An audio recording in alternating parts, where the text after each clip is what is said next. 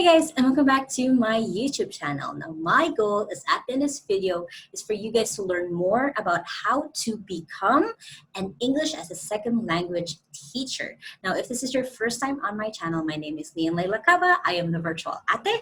And make sure to hit the subscribe button right there so you get more of my tips every Sunday and Thursday on how to work from home. Now, I know this position, a lot of you guys are very excited to learn more about how to become an ESL teacher and what does an ESL teacher even do. So make sure to hit the like button right there so I know that this is something that you guys are pumped to know. This is something that you guys are excited to know. And today we will be joined by Justine Rosani, and she is a chemical engineer who passed the board examinations last 2017. She was previously connected with DEDON Manufacturing Incorporated as a production engineer, where she worked for more than 2 years. She started working for Engoo as ESL since 2016 when she was still a university student as her part-time job until now. Her work from home job made her culturally more competent and most of all made her financially independent. So again, guys, without further ado, please welcome our guest, Justine Rosani. Hi, Justine. Nice How are to meet you? I'm doing good. How about you? Very good. So like I said, I'm very excited for this because a lot of teens, a lot of students have definitely asked me this question because it's something that they can get started at when they have no experience working online. So for you, how did you get started working online? I started working online when I was still a fourth year college student, and I like to look for a side job because the expenses are getting higher and higher, and I don't want to rely it all to my parents. So I tried to look for other sources, and I heard some of my friends from school are doing this online job. So I tried my luck, and 4 years later, I'm still an ESL teacher. Well, tell us all about that for people who are wondering, what does an ESL teacher do? Basically, let's start first with what is ESL. So ESL is English as a second language. So it's basically a program of instruction designed to support English language learners. So who are these English language learners? So they are students from different countries all over the world, wherein they don't have English as their native or as their first language. So, for example, the Japanese, Koreans, I have a lot of students from those countries and they really like to learn English. So, basically, ESL teachers, we develop or design a program wherein we can teach the English language learners grammar, conversation skills, mostly related about job and just mainly conversational purposes. So most of my students, they have three basic purposes why they are learning English. First, they just want it when they travel, they like to speak to the locals.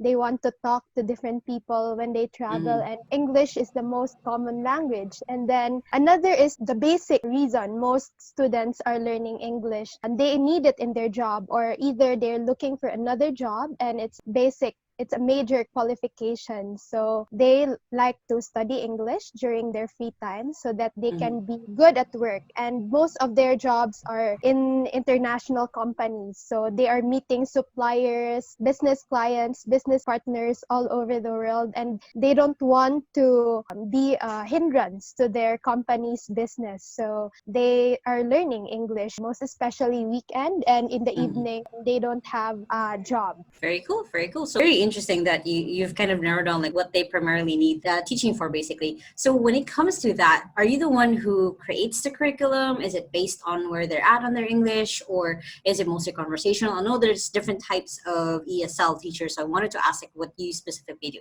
In our program at Engoo, we have a module or a list of programs with different categories. We have conversation, we have daily news, we have grammar, pronunciation, and all. But it's up to the student if they're gonna choose from these materials or they are going to just have a free conversation. So it depends on the request of the students. So most of my students, they want to have daily news because they want to get updated to what's happening all over the world while learning English. So what do you mean by daily news? So you read them the news, what's happening, or you're just having conversation about the news? There's a material that we can choose news from all over the world. They can choose a online. It could be not about what's happening right now, like coronavirus. Any news about stories about NASA, stories about anything. And then Mm-hmm. there is vocabulary before we are going to read the article. So there's a vocabulary list wherein the words that are used in the news article are being explained, and Mm-hmm. also examples, so that when we read the article, they can understand it more and they can answer the questions right after. Very cool, very cool. I didn't know that was something being done. So, what was the skill that you got started with? Was it ESL, or were you started with another skill when you started working online? You mentioned that you started when you were actually fourth year in college. Yes, I started fourth year in college. I started the ESL tutoring job, but before that, I experienced personal tutoring. So I'm teaching high school students. Most of my students before are Koreans, Chinese. They got my service from my friends also who are tutoring them. So it's just recommendation. So I think I already have the talent in teaching, and also I had a short experience working at a call center company before. So it's like two of my experiencing combined, teaching English, talking to people in English. Cool, that's very cool. And then that's very interesting that you started with tutoring and then it was all recommendations.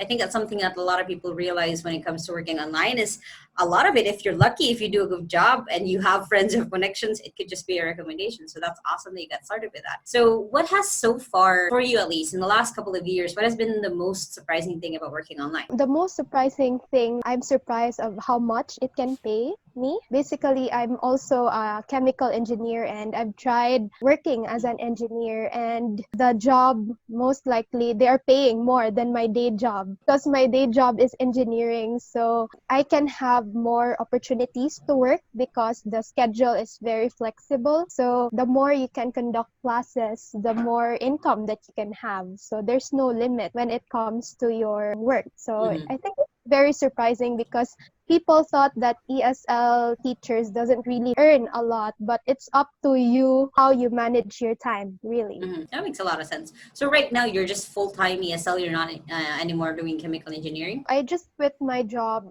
2 months ago because I'm looking for a better company that I Mm-hmm. can belong with, that I can work with. So right now it's difficult to be hired in a Oh manufacturing yeah. company because of the lockdown situation and all. Mm-hmm. So while I'm waiting for that company, I'm still doing ESL as my full-time job. So it's really a great help for me. And even some of my friends who are working right now in a company, they're doing ESL too. They started applying because the situation in companies are not stable as of Mm-hmm. now. It's a great opportunity that you can do a side job while we are in this situation. Oh, yeah, definitely. And I totally agree. I remember when I first came across ESL, I was actually second year college. And it was kind of the same thing as you were, like other people were doing it. I didn't, like I said, I've never done it myself. I kind of stuck to writing because I was too shy. But it's definitely something that if someone has, good internet, has a good, quiet enough place, and they're able to do it. So what has been your favorite thing about being an ESL teacher?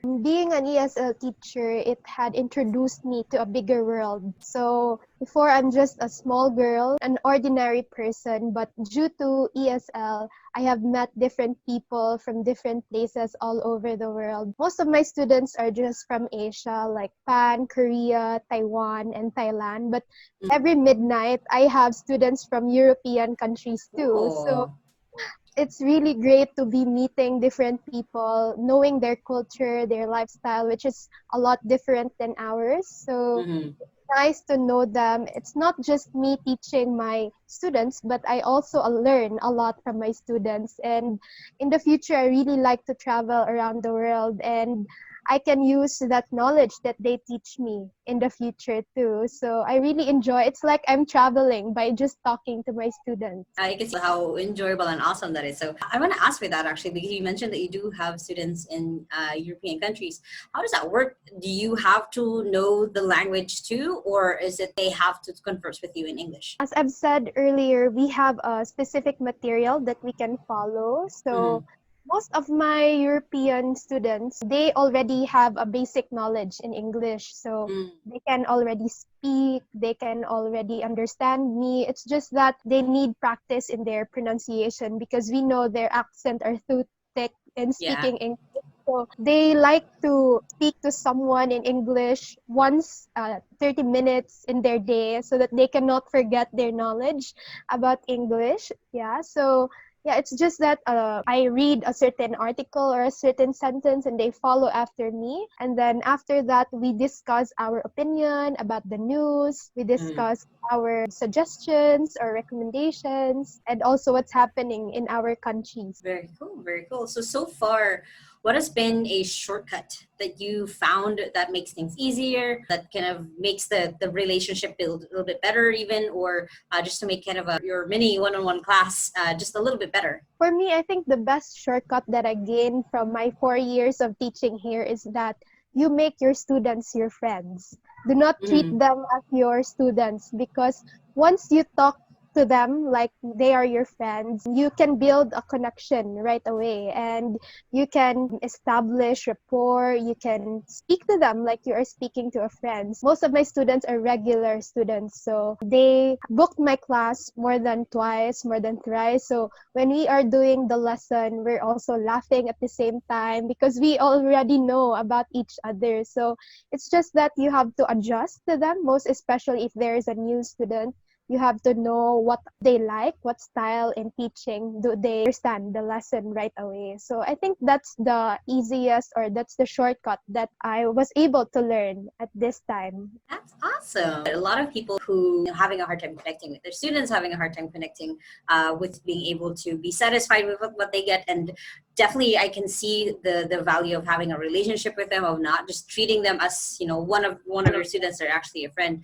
So that's awesome. Thank you. So if let's say there was a 13-year-old or 15-year-old Justine out there who's watching this interview and she wants to learn how to become an ESL teacher, what would be a piece of advice that you would like to give her? I think my company that I have right now, they are allowing people to work starting when they are 18. So Mm, for those 13 or 14, you wait first and just try to look for companies that you can work. There are a lot of ESL companies right now. Try to look for their pages on Facebook or on job advertising sites. And in my company, you just have to register. You just have to make sure that you have a stable connection and a good functioning computer. very cool, very cool. And I know there was one site and I forget what it was, and, if I try to remember, I'll try to link it below in the description so people can sign up. I know there's one that allowed 13 or 15-year-olds actually, especially now with everyone in a lockdown. A lot of students are just thinking like, what can I do? And this is definitely one of them. So what would be a small step that they could do to be able to get started, to be a little bit more ready once they can start applying? To become an ESL teacher in the future, my advice would be read your books, know the news. It's really important, and practice your English. Me, I have to admit that I'm not flawless in my English. I have a lot of grammatical errors, but I try to improve my English by reading books every day, maybe 5 pages at most, or read the news, watch the news, and also by watching movies or TV series. That's actually what I enjoy. So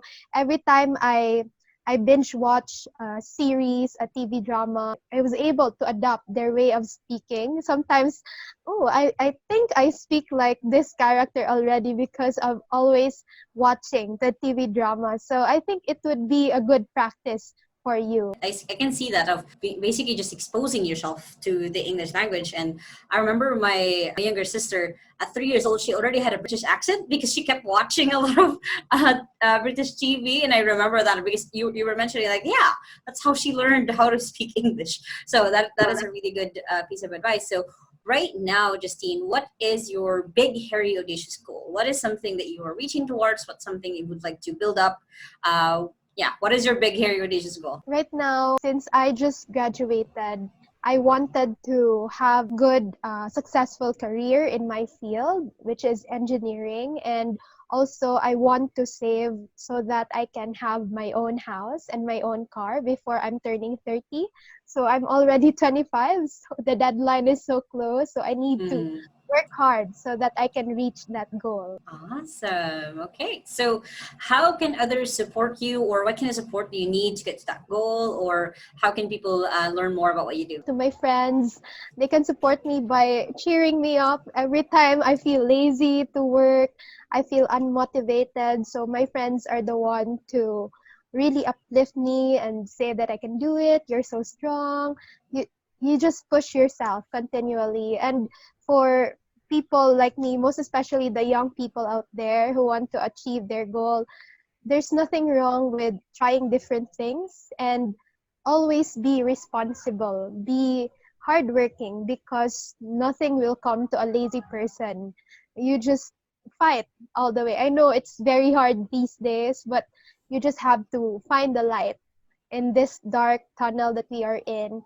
You just have to put your faith in God and trust in yourself that you can do it. Awesome. Thank you so much, Justine. You gave a lot. I know a lot of the tips that you gave, a lot of kids who are, or teens who are starting out, who want to get into this as their profession, would have loved to your pieces of advice. Thank you so much for sharing a lot of your experience. For anyone who wants to follow Justine, I'll put all of her social media links below so you guys can check her out. And thank you so much, Justine, for this awesome interview. Thank you, ma'am. Thank you. So I hope you guys enjoyed that interview with Justine. Again, I will link all of her details below so you guys can check her out. And if you guys haven't yet, please hit the subscribe button right there so you get more tips, again, on how to work from home, how to get started, just how to get rolling, and even if you have no experience at all, how to work from home. And of course, comment below any questions that you guys have about becoming an ESL teacher if that's something you are interested in. Check out these other two videos on how to work from home so you guys, again, get more tips just to get you started. I hope you guys have an awesome day, and remember that small steps matters. I'll see you in the next video. Bye!